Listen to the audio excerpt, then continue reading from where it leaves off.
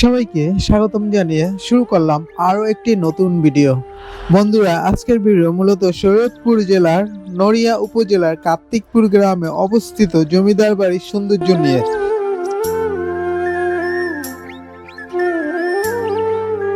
তো চলুন একসাথে উপভোগ করি জমিদার বাড়ির সৌন্দর্য। কার্তিকপুর জমিদার বাড়িটি শরীয়তপুর জেলার নড়িয়া উপজেলায় কার্তিকপুর গ্রামে অবস্থিত একটি ঐতিহাসিক জমিদার বাড়ি,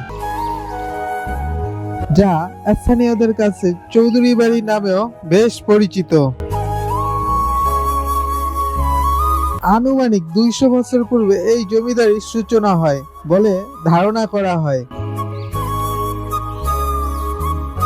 বর্তমান জমিদার বাড়িটিতে সুন্দর ও কারুকার্যময় একটি দ্বিতলা বিশিষ্ট পরিত্যক্ত ভবন রয়েছে।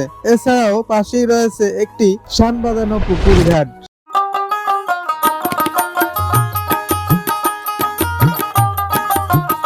কার্তিকপুর উচ্চ বিদ্যালয় স্থাপন করা হয়েছে জমিদার বাড়ির আঙিনায়। কার্তিকপুর জমিদার বাড়ির মূল ফটকটি আজও কালের সাক্ষী হয়ে দাঁড়িয়ে আছে।